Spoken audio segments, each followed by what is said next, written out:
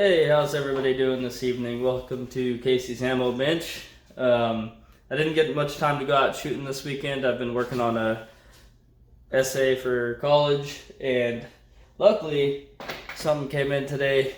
I got these pieces of 5.56 Lapua brass. Yeah, they're beautiful, aren't they? Let's see. Look at that. Nice Lapua match brass. Alright, so I've been trying to get some consistent bullets for my AR-15 that I have that you see behind me. Hold up. So there we have it. This was from my first video. So far I've been kind of chasing that precision, and what I haven't had is match grade brass. What I've been using is some old range brass Lake City that I found, most likely different lot numbers, been sitting in the ground for God only knows how many years. So I'll bring you over here. I think this is going to work out a lot better. With my federal brass that I've had, I've been able to get six on my standard deviation. It's pretty good, single digits for a gas gun. All right, what I'm using is these Berger 70 grain VLDs. All right, never mind the box here. I just store them in here because I like the plastic box a little better. But I got these guys in. Remember from the last loading 223 video. But what we're gonna do today is show you how to set up these Hornady dies as well. And keep in mind, these dies have already been properly degreased as well by the Hornady recommendations. If you watch their videos on setup, they'll tell you that it is important to degrease it as well. And what I do is I just use the Hornady one-shot case lube. It's dry lube, so they recommend that as well, that you take apart the die if it's brand new. These definitely aren't brand new. And you'll go ahead and spray it down, let it sit for a little while, and then wipe it off. So I did just clean them, make sure they're nice and good to go. My brass isn't primed yet, so I'm going to go ahead and do some primers, and then I'll catch you later on the setup here in just a second. So one piece of equipment I didn't show you that you are going to need is a shell holder. Alright, what I'm using today is just a Lee number 4 shell holder, and the Lee number 4 is for 223 or 5.56. And you know, if you're gonna buy a shell holder, make sure you know which caliber it's for. You know, if you have a number 4 in RCBS, I think that's actually like 300 Win Mag. So just make sure you're buying the right shell holder for what you want. All right. So, well, prime these up, and that is smooth. I'm using CCI number 400. Small rifle primers. What's nice about these pieces of Lapua brass is there is zero preparation that needs to go in with them. I've spent probably months prepping thousands of cases for just random range brass that I find, and it becomes quite a pain in the ass. So I decided if I'm gonna spend that much money on the AR-15, I might as well spend a little extra on some match grade brass and see what it can really do. I'm consistently pulling less than 1 MOA with it, which it's more consistent around 0.8 MOA, and my best groups with it are 1/4 MOA. But I guess what I'm trying to do is pull consistent 1/2 MOA or less. So I decided to spend a little extra and get the Bergers and the Lapua brass, and we'll see how it goes from there. But I'll say I'm pretty happy with these so far. It's nice. I was inspecting them, and they already come chamfered and deburred. So I'm talking about, if you guys can see it. Let's see if it'll get in there. Maybe not. Well, talking about around the lip of the case there. It's already got a little bit of chamfering in there, so it just kind of helps with the inside of the neck when the projectile slips in there. Double check. Alright. So what I'm trying to achieve here is just consistency, and I hear nothing bad about Lapua. Even the professional long-range shooters, F-class shooters, typically just get Lapua and Berger bullets and go from there. So gonna have a little bit of fun with this. Hopefully it works out, and probably just end up picking up more Lapua brass, and then working all the other brass I have and just bulk loading it. I have a lot of additional projectiles I picked up on sale, like 55 grain Winchesters, and then I have a lot of 75 grain Hornadys as well. So, you know, I'll keep the Lake City in that brass and shoot it out of the other rifle. That's one thing I meant to do this week, is I was going to do the video on my Shit Hits fan rifle. It's my first build, and you guys haven't seen it yet, but it's really cool. It's one that I didn't mind painting or nothing like that, but it's just kind of an animal. It's an absolute beast. I don't mind, hucking it, or, if I have to beat somebody with it or something like that, I can do that with. Don't typically want to do that with the rifle that you guys just looked at, but who knows. It's a little bit heavier, and I got a little Vortex Strike Eagle on it, so can't wait to show you guys that. Till then, we'll do this load workup for the 223. So I'll go and leave you guys here. Then also I have to put some powder in these as well. So what we're gonna do is start out at 23 grains of Varget today, and then we'll just go up in 1/10 of a grain increments from there and see how it goes. Because 23 is still nearing max, but usually 23.5 is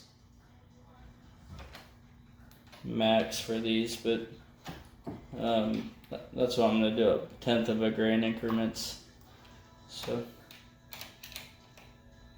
again, please, if you're going to reload your own ammo, just do your own load workups. All right, don't start at the max. Start from the minimum and then work your way up with all these pieces of brass. Okay. So, all right, guys. See you in a sec. All right, guys, check it out. We got our scale warmed up, and I know this is super similar to the last video, or not the last one, but the reloading 223 video. Well, probably because we're reloading 223, but I got a couple things here. I got these outserts for the RCBS Charge Master, and some people use straws and things like that so it doesn't overcharge. I think we talked about that in the last reloading 223 video. So what we're gonna do is we already got the scale calibrated, so we're gonna get 23 grains going through this, and what I like to do is go ahead and plug it in, dispense it. Cool, this is the first time I've used this outsert, so what it's supposed to do is keep it from overcharging or undercharging, right? So this actually trickles on its own, which is really nice, but what we got to do is run a little bit of powder test through it so it can cycle through a little bit better. Okay, nice, look at that. We're stable, 23 grains, first time go. So just in case, I'm gonna check its consistency. I'm gonna pour it right back in there. Look at that, it does it all for me. Isn't that neat? So, I really appreciate you guys joining me here today.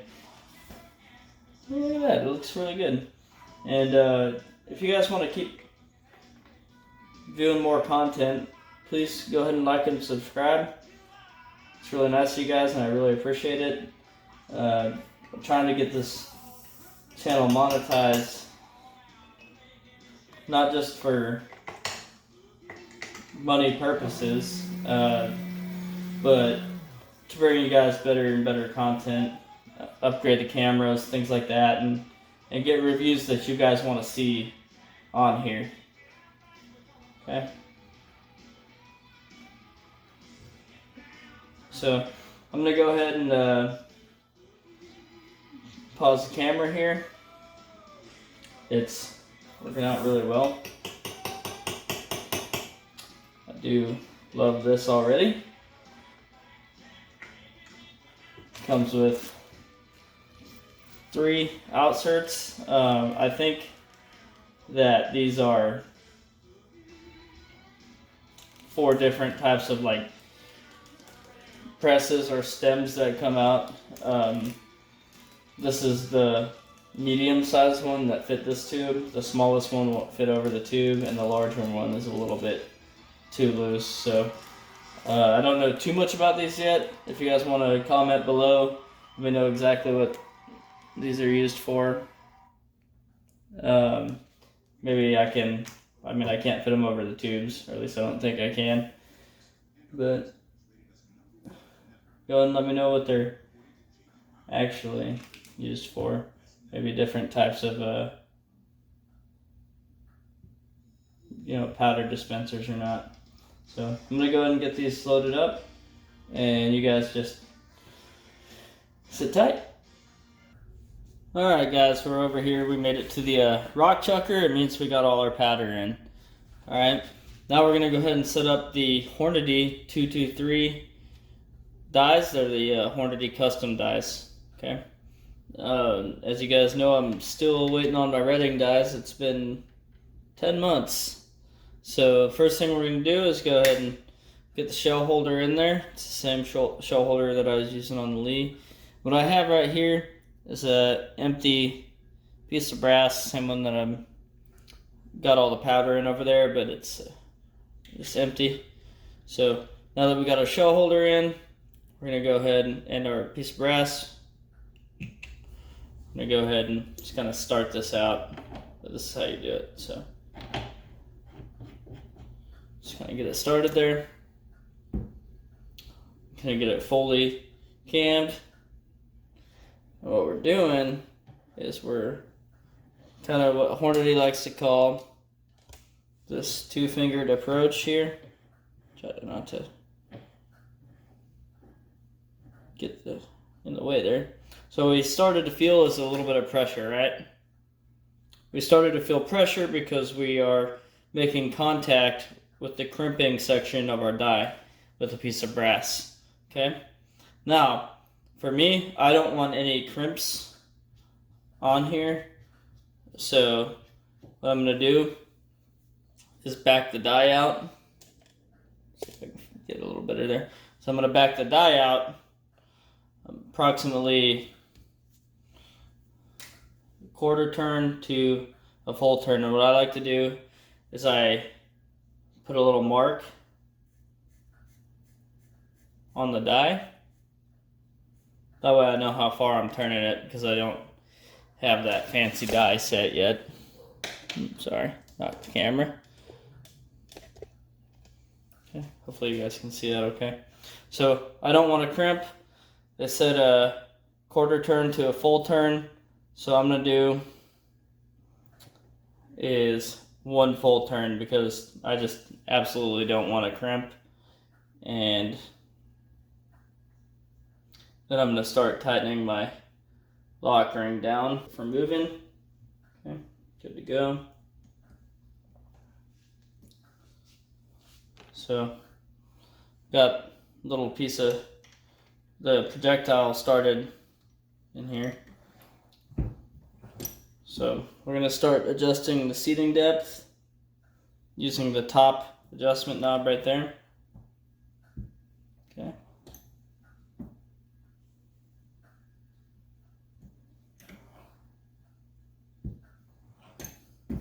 Alright guys, now that we got the die set in there, we're going to go ahead and use our comparator, and we're going to start checking what our seating depth is.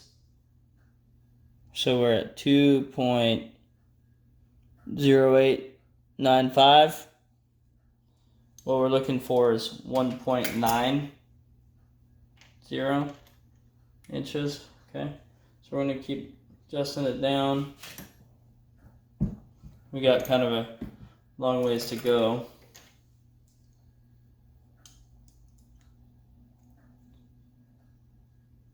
.06. So I'm going to go ahead and mark the top here so I know how many turns I'm doing.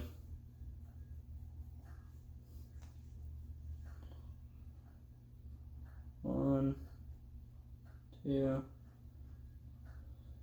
three. So we're going to go ahead and see how far 3 turns gets us.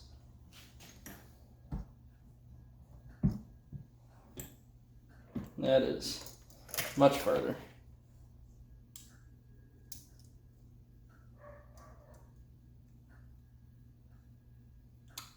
Well guys, we are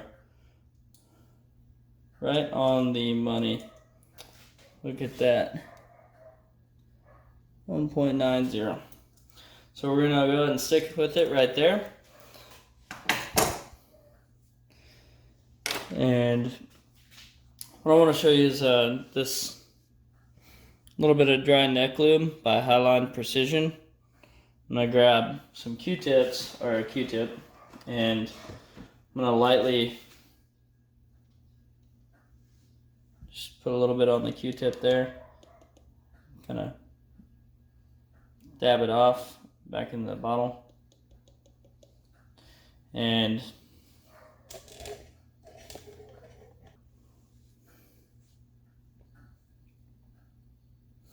let me show you what it looks like.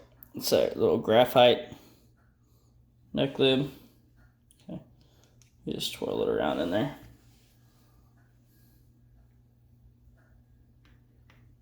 So what's nice is this makes it a lot easier for them to go in there.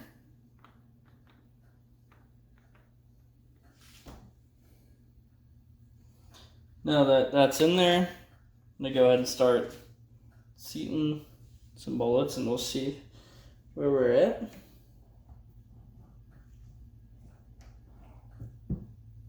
Okay, nice and easy. Go ahead and give myself another one right here. And that is right where we want to be at. So we'll just keep going.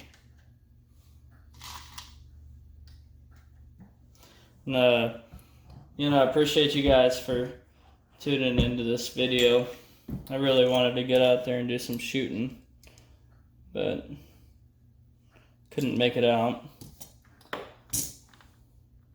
So this is the next best thing, and I'm happy these cases came in to me. That way I can get out here and do this and make this video with you guys. Hope you enjoyed the Hornady die setup. It's not terribly hard.